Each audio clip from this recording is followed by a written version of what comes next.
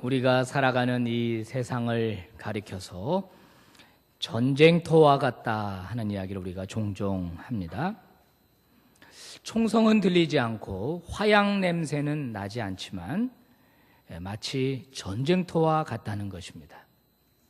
약육강식의 원리가 적용이 되고 있는 아프리카 밀림속처럼 살아남기 위해서 몸부림을 치고 또 성공하고 지배하기 위해서 애를 쓰는 그런 세상 속에서 우리가 살고 있습니다.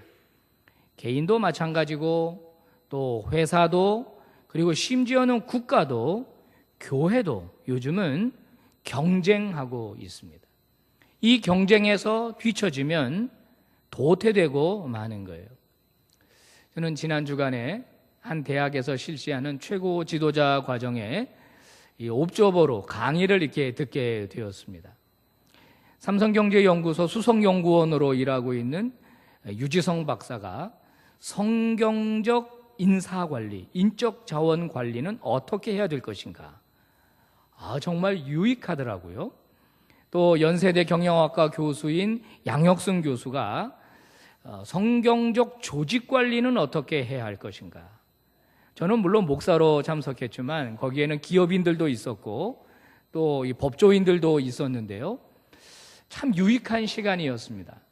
저야 그저 성경을 공부하고 신학을 공부했던 사람인데 이 경영학 분야 쪽에 이 강의를 들으니까 굉장히 흥미로웠습니다. 그리고 하나 제가 생각한 게 있습니다. 이 정도로 연구하는구나. 기업을 살리기 위해서 이 정도로 연구하는구나. 그리고 이렇게들 열심히 노력하는구나. 제가 그런 생각을 하게 되었습니다.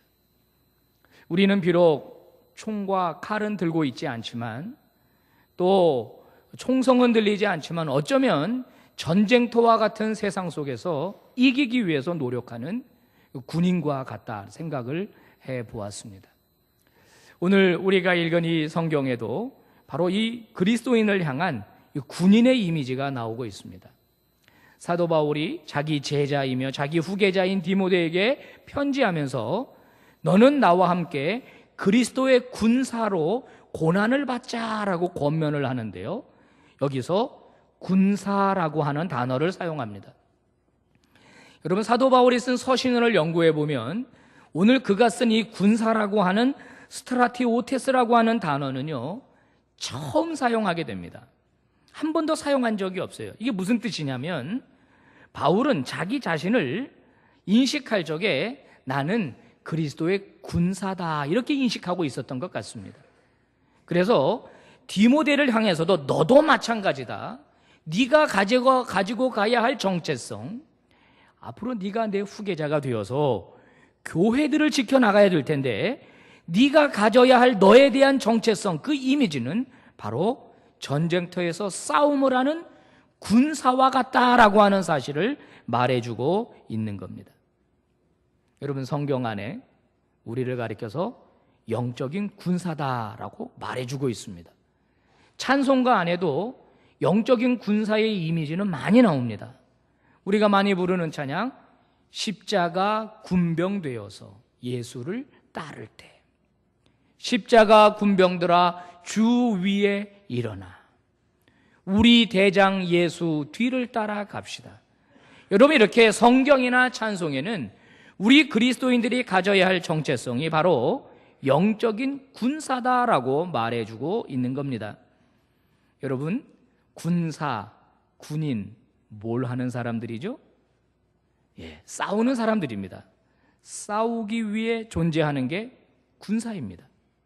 전쟁을 위해 존재하는 게 군인입니다. 군인이라면 전쟁을 마다하면 안 되고 군사라면 전쟁을 피해서는 안 되는 겁니다. 그건 엄격하게 말하면 군인이라고 볼 수 없는 거죠. 여러분, 영적인 그리스도인들도 마찬가지입니다. 우리가 영적인 군사라고 말할 때는 영적 전쟁을 전제로 하는 것입니다. 영적인 싸움이 있다라는 거예요. 그리스도인으로서 만약에 영적인 싸움을 싸우지 않는다면, 그리스도인으로서 영적으로 깨어 있어서 이 군사된 도리를 다하지 않는다면 그는 어떤 의미에서 그리스도인이라고 말할 수 없습니다. 교회 안에서 이런 훈련도 받고 저런 훈련도 받고 이런 봉사도 하고 저런 봉사도 합니다. 여러분, 직분도 받습니다. 그런데 이것이 다 무엇을 위한 것이냐? 영적인 싸움을 싸우지 않으면 이것은 다 소용없다는 겁니다. 남미의 목사님 후안 카를로스 오리티주 목사님이 그런 이야기 했죠. 제가 자주 설교 가운데 인용하는데요. 그러므로 교회는 영적인 병영 훈련소가 되어야 하고 교회 그리스도인의 영적인 군사가 되어야 한다. 그런데 오늘날의 교회는 영적인 타가소로 전락하고 말았다. 영적인 군사를 더 이상 길러내지 못하고 젖이나 빨고 있고 기저귀나 차고 있는 영적인 어린아이들로만 가득하다는 겁니다. 더 이상 영적인 싸움을 싸우고 싶어 하지 않습니다. 영적으로 깨어있고 싶어 하지 않습니다. 적당하게 타협하면서 세상 속에서 그저 그렇게 살아가는 성도들이 점점 많아지고 있다고 하는 겁니다. 여러분, 전쟁, 싸움, 군사 이런 단어는 우리 기독교랑 별로 어울리지 않는 단어 아닙니까? 우리 기독교는 평화를 사랑합니다. 전쟁을 좋아하지 않습니다. 진정한 평화를 꿈꾸는 게 우리 기독교인이에요. 그런 의미에서 전쟁, 싸움은 우리와 어울리지 않지만 여러분 가만히 생각해 보시면 사실 기독교는 처음 예수 그리스도로부터 또 그의 사도들로부터 예루살렘에 이 교회가 생길 때부터 교회는 사실 투쟁하며 전쟁하며 싸움하며 여기까지 왔다고 해도 과언이 아닙니다. 최초의 신앙 공동체는 생기자마자 누구와 싸웠느냐? 로마와 싸웠습니다. 당시 로마는 팍스 로마나를 주장하면서 전 세계를 향하여 그 영향력을 떨치고 있었습니다. 팍스 로마나 무슨 말입니까? 해석을 하면 로마의 평화 그런 뜻입니다. 좋은 말 같아 보이지만 이 팍스 로마나라고 하는 이 용어는 그 당시 신앙이 되어버렸습니다. 이게 무슨 뜻이냐? 인간이 평안하게 평화롭게 살기 위해서 정치든 경제적인 것이든 사회적인 것이든 문화적인 것이든 이 모든 것의 평화는 어디로부터 나오느냐? 로마로부터 나온다고 믿었습니다. 그게 팍스 로마나입니다. 그래서 너희들이 평화롭게 살기 위하면 우리 로마를 따라라. 로마의 황제를 신봉하라. 그렇게 가르쳤어요. 하지만 기독교는 여기에 동의할 수가 없었습니다. 거짓 평화와 싸웠습니다. 무슨 소리냐? 진정한 평화는 하나님으로부터 오는 것이다. 예수 그리스도로부터 말미암은 하나님의 나라 안에 진정한 샬롬이 있는 것이지 어떻게 로마가 우리에게 진정한 평화를 줄 수 있느냐? 기독교는 싸웠습니다. 투쟁했습니다. 맞섰습니다. 수많은 그리스도인들이 그래서 희생이 되었던 것입니다.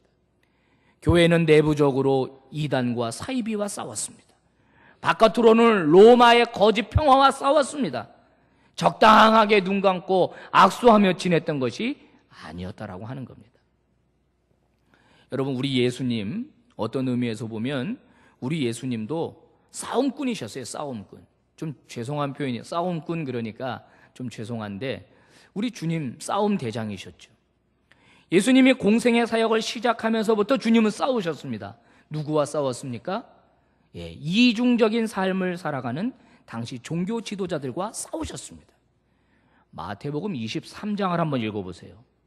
거기에는요, 우리 예수님이 너무 신랄하게 무서우리만큼 그들을 향해서 예의 저주받을 놈들아 그러면서 화 있을진저 7번씩이나 반복하면서 그들과 맞서서 싸우셨어요. 타협하지 않으셨습니다. 그렇게 되니까 예수님이 십자가에 달려 돌아가신 거죠. 만약에 우리 주님이 싸우지 않고 투쟁하지 않고 적당하게 악수하고 친하게 지내면서 그들과 함께 먹고 뭐 좋은 자리 하나 차지하고 그러면 우리 예수님 십자가 지실 이유가 없었던 거죠. 여러분, 그 이후에 2000년의 역사가 흘렀습니다. 우리 기독교의 역사가 2000년이 되었습니다. 2000년의 역사를 가만히 돌아보면 기독교가 이렇게 본질이 훼손되지 않고 오늘까지 우리에게 그리고 전 세계 열방에 이 기독교 복음이 퍼져나갈 수 있었던 이유는 바로 복음을 수호하기 위하여, 진리를 수호하기 위하여 타협하지 않고 싸웠던 그리스도인들이 있었기 때문입니다. 그런데 교회가, 성도가 이 진리를 위한 싸움을 멈추게 되면 어떤 일이 벌어지느냐? 교회가 병들고 개인이 병들게 되더라는 겁니다. 우리는 한 500년부터 AD 한 1500년까지 한 1000년 동안의 기간 교회사적으로 중세의 암흑기라고 부릅니다. 왜 그랬습니까? 교회 안에 진리를 수호하기 위해 싸우는 사람들이 없었기 때문이에요. 하나의 인간에 불과한 로마 교황청의 교황이 하나님의 말보다 더 중요하고 더 우선적으로 여겨졌던, 즉 복음의 진리가 훼손이 되고 인간의 말이 성경보다 더 우위에 있었던 그 1000년 동안의 기간, 아무도 그 타락한 중세의 로마 카톨릭과 싸우지 않았을 때 교회는 병들었습니다. 교회는 병들었습니다. 성도들 헤매고 다녔습니다. 그러나 1517년 종교개혁자들이 아주 과감하게 마치 결안으로 바위를 치듯이 타락한 로마 교황과 함께 맞서 싸우게 될 때 드디어 교회 안에는 진리의 빛이 비춰지게 되었고 교회는 살아서 꿈틀대기 시작했던 겁니다. 여러분, 우리나라가 겪었던 36년 동안의 일제의 강점기, 우리 기독교는 부끄러운 역사를 가지고 있습니다. 일본 천황을 공식적으로 숭배하도록 기독교 총회가 결의를 했습니다. 진리를 지키지 못한 것입니다. 복음을 지키지 못한 것이요. 여러분, 그럴 때 어떻게 됐습니까? 교회는 힘을 잃었습니다. 교회는 능력을 상실했다라고 하는 거예요. 여러분, 오늘도 마찬가지입니다. 저와 여러분이 오늘 교회가 우리 교회를 이 타락한 세상으로부터 지켜내지 못하면, 즉 진리를 위한 몸부림, 그 싸움과 그 전쟁을 우리가 멈추게 되면 죄송하지만 십자가의 생명은 우리에게서 멀어지게 됩니다. 교회는 점점 병이 들게 되고요, 제 역할을 감당하지 못하게 됩니다. 그래서 천덕꾸러기가 되는 거예요. 그래서 비난의 대상이 되고 손가락질의 대상이 되는 것입니다. 여러분들도 아마 오늘날의 이 교회들 가운데 타락한 이 교회 실상들의 이야기를 들을 적에 아마 여러분도 비난할 겁니다. 근데 가만히 생각해 보세요. 나는 어떤가? 나는 싸우고 있는가? 나는 이 진리를 지켜내고 있는가? 나는 세상으로부터 오염되지 않게 나 자신을 지키고 싸우고 있는가? 한번 생각해 보아야 한다라고 하는 겁니다. 오늘 사도 바울이 디모데에게 편지를 보낼 때 디모데가 목회했던 에베소 교회 안에도 바로 이 진리를 지키기 위한 몸부림과 싸움이 있었던 것 같습니다. 오늘 14절에 보니까 사도 바울이 그럽니다. 엄히 명령할 일이 하나 있는데 말다툼을 하지 말라고 하나님의 이름으로 엄히 명령하라, 이렇게 디모데에게 권면을 하고 있는 부분이 나옵니다. 교회 안에 말다툼이 있었던 모양입니다. 몰래 숨어든 이단들, 몰래 숨어든 거짓 교사들이 잘못된 복음을 가르치면서 성도들을 유혹할 때 교회 안에는 분쟁이 일어나더라는 겁니다. 말다툼이 일어나더라는 거예요. 그러니까 바울이 말합니다. 싸우라는 겁니다. 명령하라는 거예요. 말다툼을 그치라. 아무 유익도 없는 일이니 교회를 지켜라, 복음을 지켜라, 그것들과 싸워라, 이렇게 말하고 있는 겁니다. 여러분, 말다툼이 있는 교회, 분쟁이 있는 교회, 싸우는 교회, 저 역할 감당할 수 있겠습니까? 여러분, 싸우는 교회, 분쟁하는 교회가 빛의 사명 감당하겠습니까? 영향력이 나오겠습니까? 죄송하지만 빛을 가리겠죠. 오히려 욕을 먹고 비난의 대상으로 전락하겠죠. 너희들은 세상의 빛이다, 너희들은 세상의 소금이다 그랬는데, 여러분, 싸우고 분쟁하고 말다툼하면서 어떻게 그런 일들을 할 수 있겠습니까? 오늘 우리는요, 예수 믿으면 핍박을 받는 그런 어떤 상황 속에 처해 있지는 않습니다. 아마 대부분, 거의 대부분 오늘 여러분이 교회에 오시려고 할 적에 누군가가 여러분을 딱 붙잡고 너 교회 가지 마. 만약에 교회 가면 죽을 줄 알아. 뭐 이렇게 협박받고 온 사람 혹시 있습니까? 뭐 어떤 집은 그런 집도 있어요. 뭐 이렇게 시어머니 몰래, 남편 몰래 이렇게 교회에 나온다는 사람들도 있습니다. 압니다, 제가. 하지만 대부분은 오늘 교회에 나오고 우리가 신앙생활 한다고 할 적에 뭐 박해를 받거나 피해를 받거나 이런 사람은 거의 없어요. 그런데도 불구하고 여러분 어떻습니까? 오늘의 교회 건강한 것 같습니까? 오늘의 성도들 건강한 것 같습니까? 자신 있게 말 못하겠어요. 병들고 힘이 나약해졌다라고 하는 평가가 더 정확할 것입니다. 왜 그렇죠? 아니 그런 핍박도 없는데 우리 안에 지금 이단들 들어와 있습니까? 그런 거 아닌데 왜 그렇죠? 죄송하지만 그 원인은 우리 내부에 있습니다. 우리가 영적인 매너리즘에 빠졌기 때문이에요. 여러분 영적인 매너리즘이라는 게 뭐예요? 한마디로 말하면 영적으로 무감각해졌다는 겁니다. 이렇게 표현하면 좀 심할지 모르겠지만 닳고 다른 그저 그런 신앙인으로 전락했기 때문에 교회가 병든다라고 하는 거예요. 아이 목사님도 나가서 돈 벌어보세요. 먹고 살기가 그렇게 쉬운 줄 아십니까? 아이고 그러지 적당하게 그저 그렇게 뭐 그렇게 독하게 믿을 건 뭐 있습니까 하면서 적당하게 타협하는 거예요. 세상으로부터 나를 지키겠다라고 하는 생각 없습니다. 나는 그리스도인이다, 나는 영적인 군사다라고 하는 자의식 없습니다. 그냥 세상에 나가면 세상의 논리대로 적당하게 눈 감고 악수하며 지내는 것이고 교회에 오면 또 교회의 그저 문화대로 적당하게 어울리며 살아가는 겁니다. 그러면 어떤 결과가 주어질까요? 마치 사람들이 던져주는 먹이에 길들여져서 스스로 사냥을 할 줄 모르는 야생동물처럼 서서히 도태된다는 것입니다. 여러분 어떻게 하면 우리 그리스도인들이 갓 잡은 생선이 배 갑판 위에서 팔딱팔딱 뛰는 것처럼 싱싱하고도 생생한 이 믿음과 신앙을 소유하면서 하나님께 인정받는 일꾼이 될 수 있을까요? 그리스도의 영적인 군사가 될 수 있을까요? 오늘 성경은 우리에게 사도 바울을 통하여 이렇게 권면합니다. 기억하라, 기억하라. 기억하라는 거예요. 한 교회에서 예배가 마치고 목사님이 뒤에서 악수를 이렇게 하는데 진짜 오랜만에 청년이 나왔더래요. 그래서 아이 이거 청년 이젠 좀 그리스도의 군사가 되어야지. 그랬더니 그 청년이 반색을 하면서 목사님 저는 예수 그리스도의 군사 이미 됐습니다 그러더라는 거예요.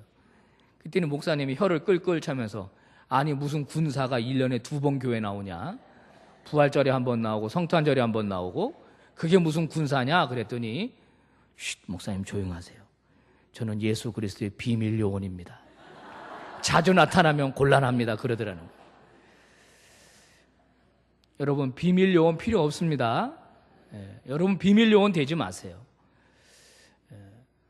살아있는 군사, 살아있는 예수 그리스도의 군인이 되시기를 축복합니다. 오늘 본문 8절 상반절에 보십시오. 이렇게 말합니다. 사도 바울이 죽은 자 가운데서 다시 살아나신 예수 그리스도를 기억하라. 기억하라.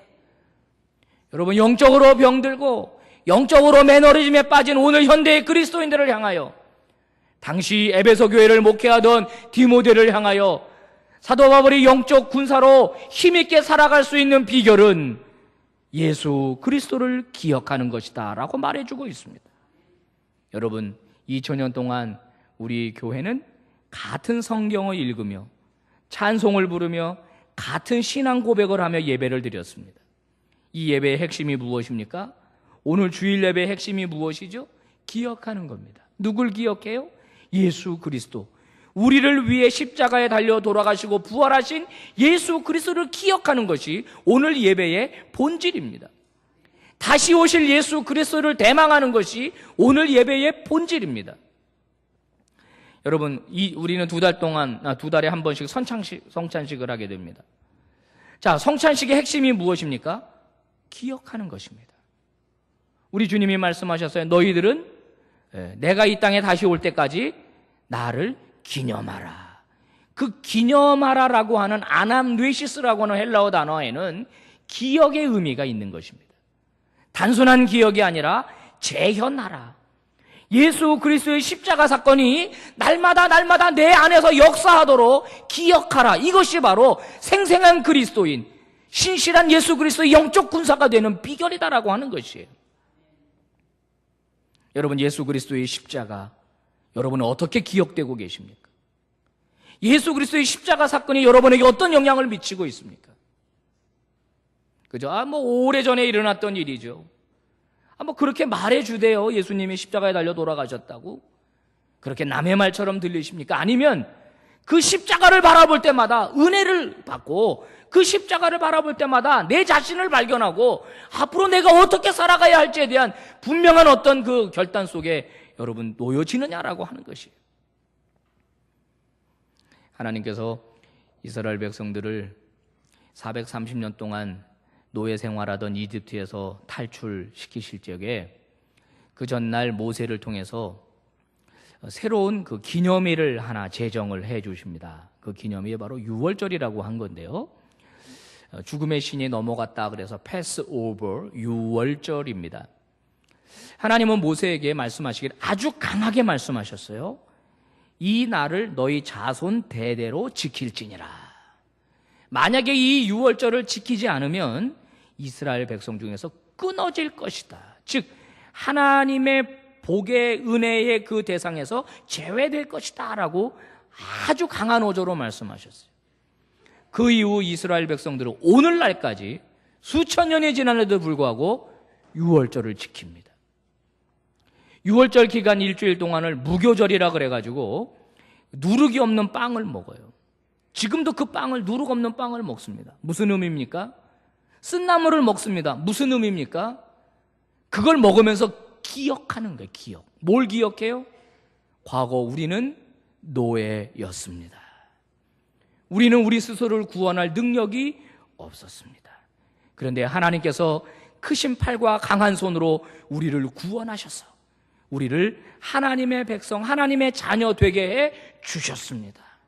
우리는 힘들게 살았습니다. 희망이 없었습니다. 그걸 기억하는 거예요. 하나님의 은혜를 기억하는 거예요. 이 날을 너희들의 시작일로 삼을지니라. 이것이 우리의 새 출발입니다.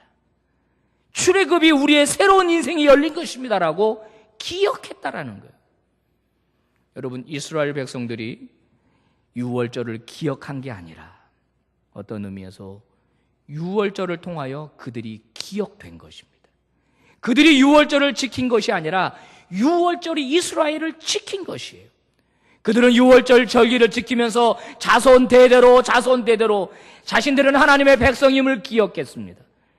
하나님의 사람들임을 기억하면서 자신들에게 주어진 사명을 발견했던 거예요.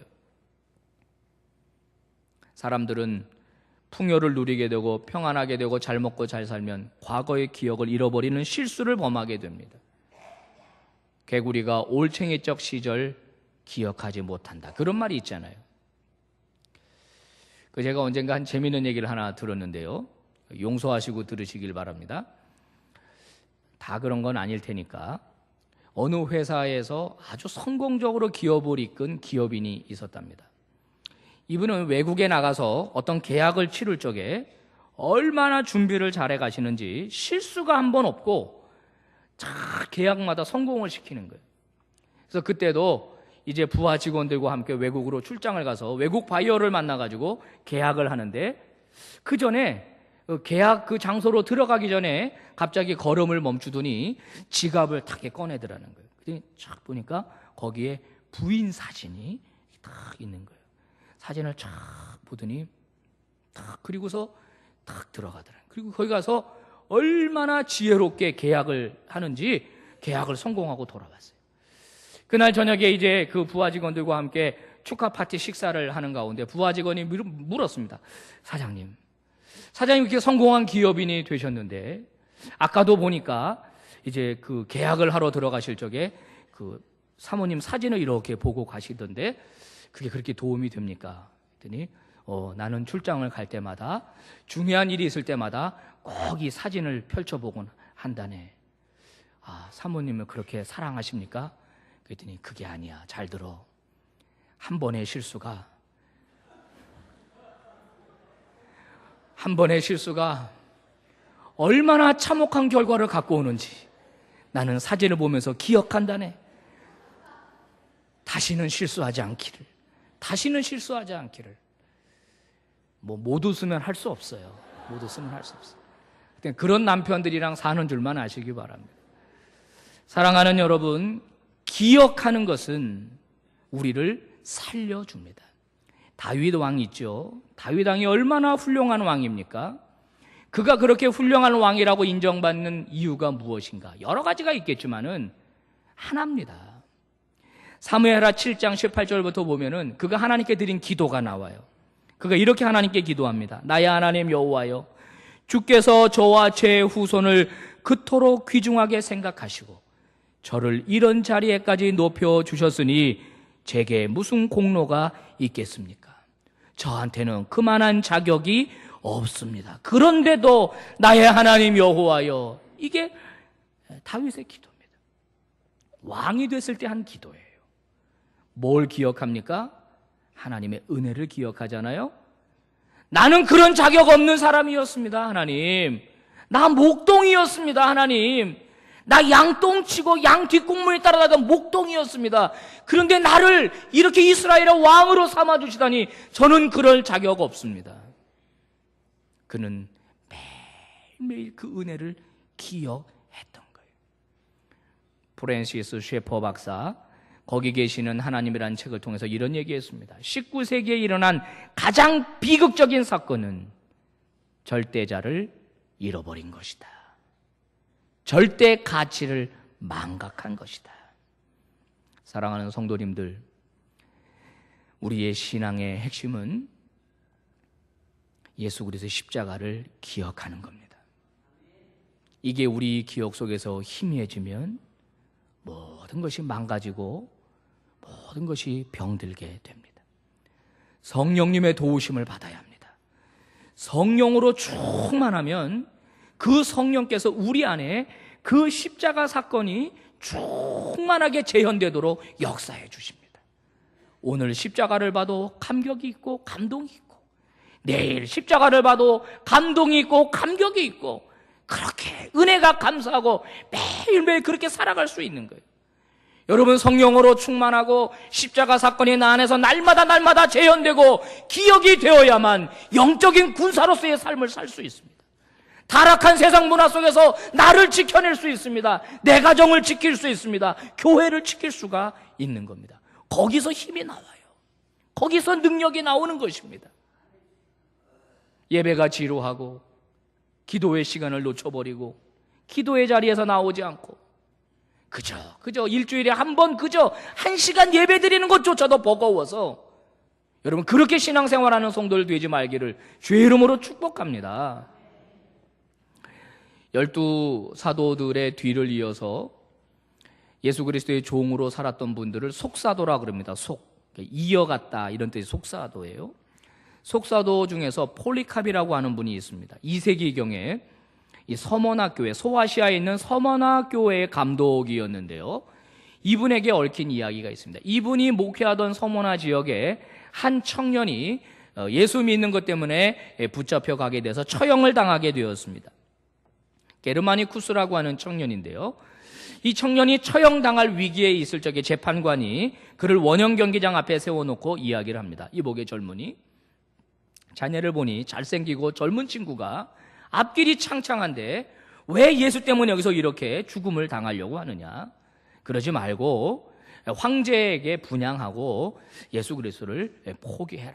그러면 자네 인생 얼마나 잘 풀리겠느냐? 이렇게 이야기를 합니다.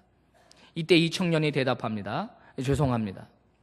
이 잔인한 로마 통치 아래 사는 것보다 저는 하나님의 나라에서 평안히 사는 것이 더 아름답다고 생각합니다. 저는 포기할 수 없습니다. 자네 정 그러면 저 맹수들 보이지 않나? 맹수들의 밥이 될 것이네. 그때 이 형제가, 이 청년이 이야기합니다.